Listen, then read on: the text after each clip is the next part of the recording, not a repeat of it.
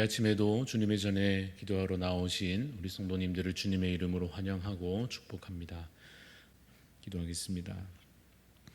사랑의 하나님 아버지, 죄 많은 자들을 오라 하시고 살 길을 여시며 한없는 사랑과 은혜를 베풀어 주심을 감사합니다.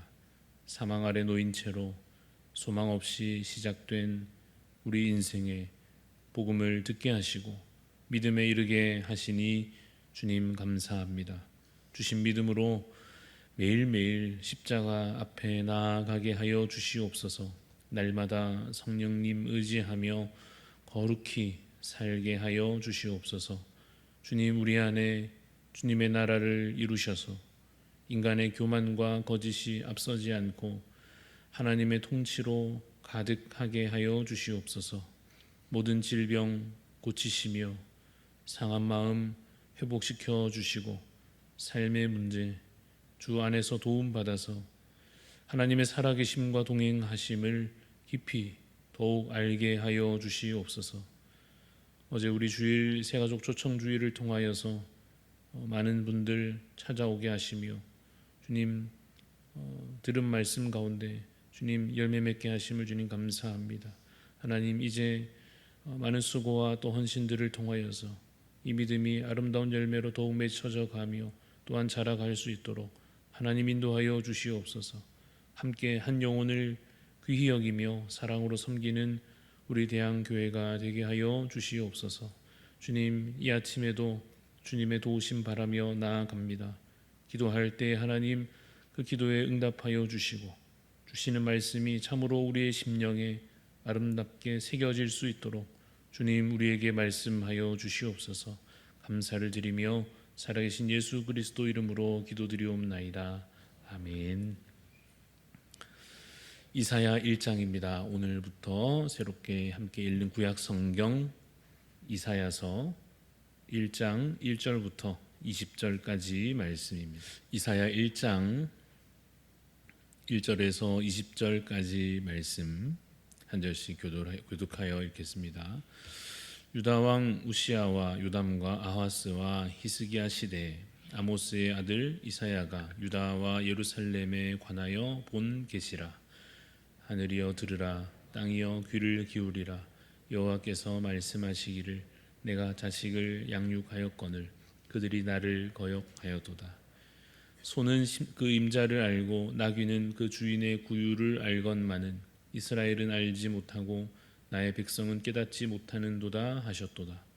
슬프다, 범죄한 나라요, 허물진 백성이요, 행악의 종자요, 행위가 부패한 자식이로다. 그들이 여호와를 버리며 이스라엘의 거룩하신 이를 만홀히 여겨 멀리하고 물러갔도다. 너희가 어찌하여 매를 더 맞으려고 패역을 거듭하느냐. 온 머리는 병들었고 온 마음은 피곤하였으며 발바닥에서 머리까지 성한 곳이 없이 상한 것과 터진 것과 새로 맞은 흔적뿐이거늘 그것을 짜며 싸매며 기름으로 부드럽게 함을 받지 못하였도다. 너희의 땅은 황폐하였고 너희의 성읍들은 불에 탔고 너희의 토지는 너희 목전에서 이방인에게 삼켜졌으며 이방인에게 파괴됨같이 황폐하였고 딸 시온은 포도원의 망대같이 참외밭의 원두막같이 에워싸인 성읍같이 겨우 남았도다. 만군의 여호와께서 우리를 위하여 생존자를 조금 남겨두지 아니하셨다면 우리가 소돔 같고 고모라 같았으리로다. 너희 소돔의 관원들아, 여호와의 말씀을 들을지어다. 너희 고모라의 백성아, 우리 하나님의 법에 귀를 기울일지어다. 여호와께서 말씀하시되 너희의 무수한 재물이 내게 무엇이 유익하니요? 나는 수량의 번제와 살진 짐승의 기름에 배불렀고 나는 수송아지나 어린 양이나 수렴소의 피를 기뻐하지 아니하노라. 너희가 내 앞에 보이러 오니 이것을 누가 너희에게 요구하였느냐? 내 마당만 밟을 뿐이니라. 헛된 재물을 다시 가져오지 말라. 분향은 내가 가증히 여기는 바요, 월삭과 안식과 대회로 모이는 것도 그러하니 성회와 아울러 악을 행하는 것을 내가 견디지 못하겠노라. 내 마음이 너희의 월삭과 정한 절기를 싫어하나니 그것이 내게 무거운 짐이라. 내가 지기에 곤비하였느니라. 너희가 손을 펼 때에 내가 내 눈을 너희에게서 가리고 너희가 많이 기도할지라도 내가 듣지 아니하리니 이는 너희의 손에 피가 가득함이라. 너희는 스스로 씻으며 스스로 깨끗하게 하여 내 목전에서 너희 악한 행실을 버리며 행악을 그치고 선행을 배우며 정의를 구하며 학대받는 자를 도와주며 고아를 위하여 신원하며 과부를 위하여 변호하라 하셨느니라.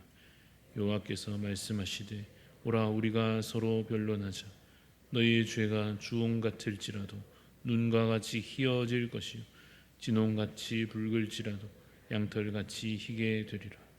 너희가 즐겨 순종하면 땅의 아름다운 소산을 먹을 것이요 너희가 거절하여 배반하면 칼에 삼켜지리라. 여호와의 입의 말씀이니라. 아멘. 오늘 말씀의 제목은 범죄한 백성을 향한 계획입니다. 범죄한 백성을 향한 계획이라는 제목으로 말씀을 함께 묵상하고자 합니다. 이제 이사야서를 함께 읽고 묵상하게 됩니다. 오늘 1장 20절까지 읽었는데 오늘 내용을 아주 간단하게 요약하자면 하나님의 백성들이 범죄했다 하는 것입니다. 그래서 하나님께서 그들을 향하여 진노하고 계십니다. 그들의 범죄가 어떠했는지 한번 살펴봅시다. 2절, 3절을 보면 그들이 은혜를 모르는 자들이었다 하는 것을 알 수 있습니다. 2절 보십시오. 하늘이여 들으라, 땅이여 귀를 기울이라. 여호와께서 말씀하시기를 내가 자식을 양육하였거늘 그들이 나를 거역하였도다. 소는 그 임자를 알고 나귀는 그 주인의 구유를 알건만은 이스라엘은 알지 못하고 나의 백성은 깨닫지 못하는도다 하셨도다 하십니다. 하나님께서 이미 그들에게 베푸신 은혜가 있습니다. 애굽에서 이끌어내셨고 광야에서 인도하여 주셨고 또 가나안 땅에서 살게 하셨고 여러 나라들을 이기며 평화를 누리고 많은 것들을 가지는 그러한 풍요도 누리게 하셨습니다. 그러면 은혜를 기억하며 하나님을 잘 섬기며 주신 율법대로 살아야 할 텐데 그러나 그러지 않았습니다. 은혜를 잊어버렸습니다. 우리도 은혜를 잊어버릴 때 내가 내 삶의 주인이 되고 내 인생의 선장이 됩니다. 내 삶이니까 내 것이다 생각하고 은혜를 잊어버리니 갚을 은혜가 없다 그렇게 생각하며 그냥 나는 자유롭고 그렇게 여기면서 자기 뜻대로 살고자 할 것입니다. 그러면 자연스럽게 하나님께로부터는 멀어지게 될 것입니다. 분명히 이미 죄를 용서받았고 하나님의 은혜로 영생을 얻었고 천국을 약속받았는데 그런 엄청난 은혜를 받은 것인데 그래서 그것이 분명 이전에는 너무나도 감사하기도 하였는데 그 감격이 어느새 식어지고 감사도 없어지고 그러면서 하나님에 대해서 생각하지 않게 되고 그냥 내 의지대로 사는 것이 익숙해져 버릴 때가 있습니다. 그러면 이렇게 책망받게 될 것입니다. 4절 말씀에 기록하는 바와 같이 4절을 보시면 슬프다 범죄한 나라요 허물진 백성이요 행악의 종자요 행위가 부패한 자식이로다. 그들이 여호와를 버리며 이스라엘의 거룩하신 이를 만홀히 여겨 멀리하고 물러갔도다. 이러한 자들에게 하나님께서 재앙을 내리시는데 재앙을 내리시는 목적이 무엇입니까? 부모가 자녀를 징계하는 것과 같습니다. 돌이켜서 하나님께로 돌아오게 하시려는 것입니다. 그러나 이스라엘 백성들의 마음은 단단하게 굳어진 돌처럼 쉽게 변화되지 않았습니다. 그들에게는 눈앞의 현실이 더 중요했고 보이지 않는 하나님은 별로 그렇게 와닿지 않았습니다. 그러다 보니까 형식상의 예배는 하나님께 드리지만 삶은 전혀 거룩하지 않았습니다. 그냥 습관적으로 몸에 밴 것처럼 그냥 하던 대로 제사를 드리고 제물을 바치지만 진정한 예배라고 할 수 있는 그들의 일상은 그들의 삶은 전혀 거룩하지 않았습니다. 12절 말씀을 보십시오. 12절에 너희가 내 앞에 보이러 오니 이것을 누가 너희에게 요구하였느냐 내 마당만 밟을 뿐이니라. 제물을 가져오지만 하나님께서 받지 않으십니다. 13절입니다. 헛된 제물을 다시 가져오지 말라.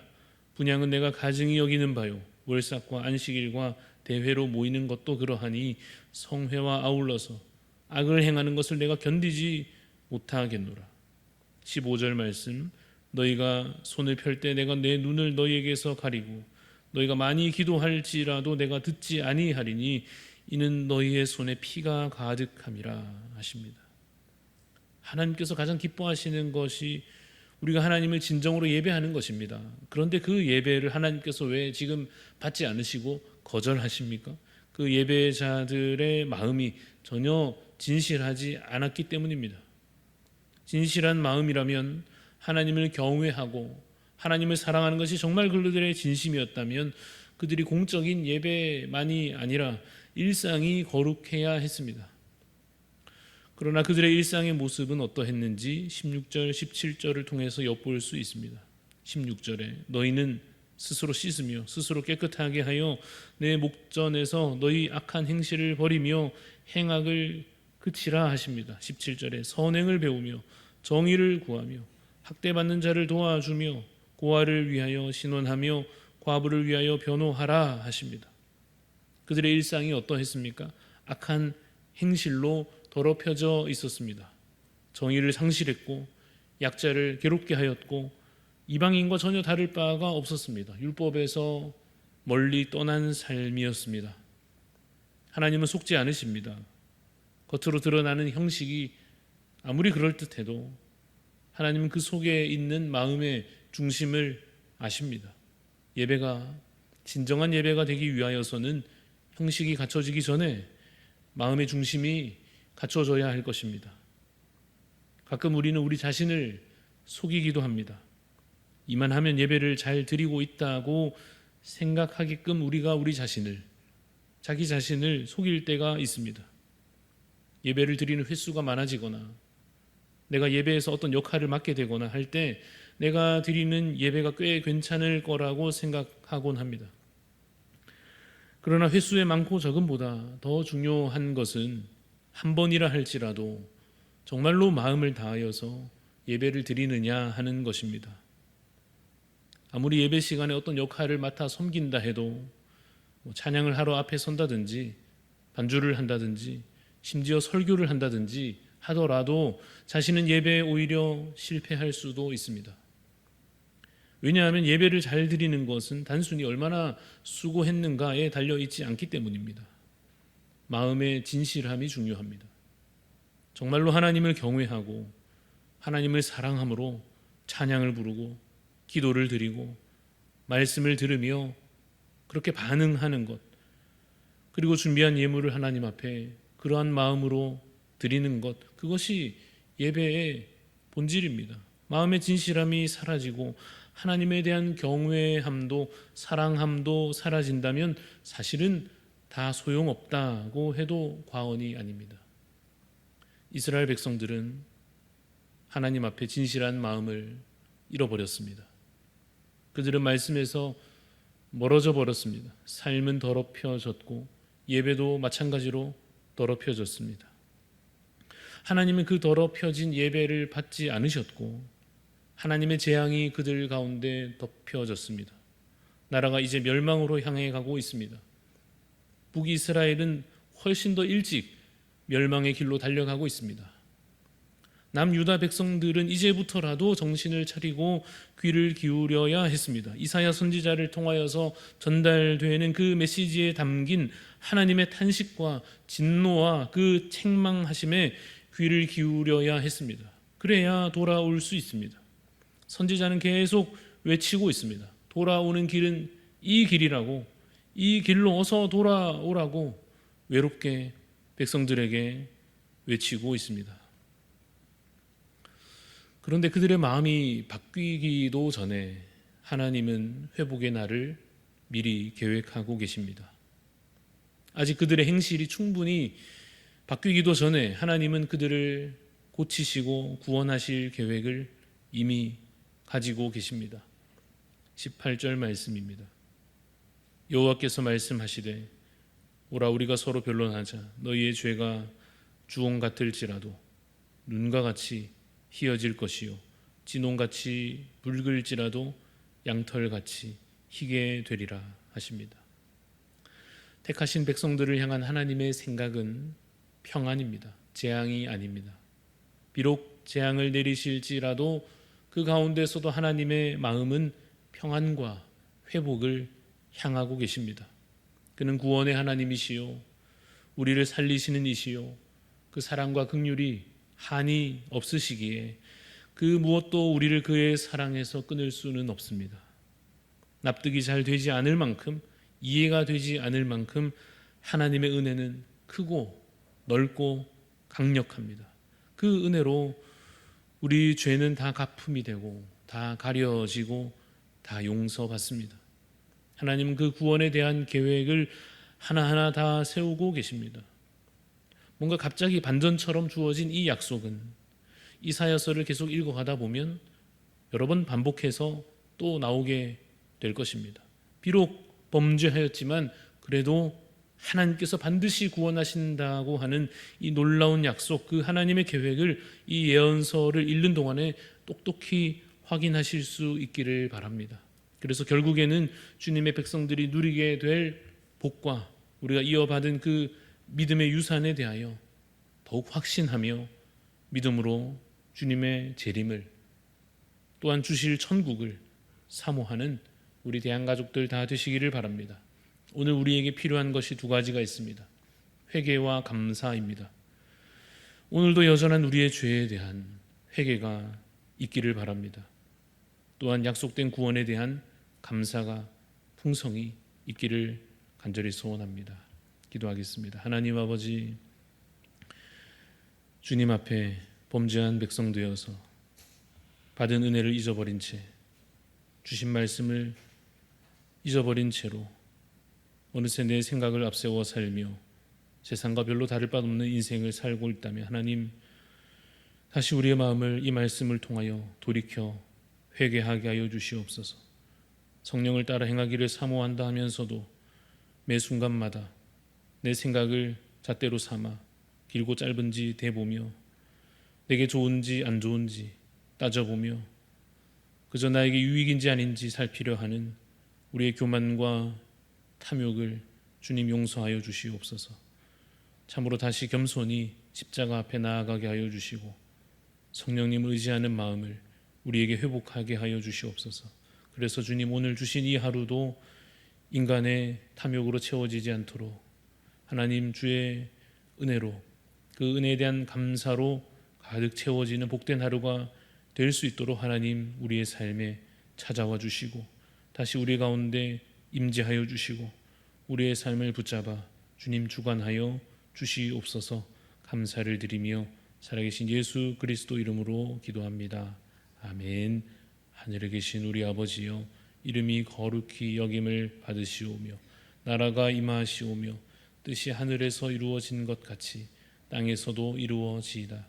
오늘 우리에게 일용할 양식을 주시옵고 우리가 우리에게 죄 지은 자를 사하여 준 것 같이 우리 죄를 사하여 주시옵고 우리를 시험에 들게 하지 마시옵고 다만 악에서 구하시옵소서. 나라와 권세와 영광이 아버지께 영원히 있사옵나이다.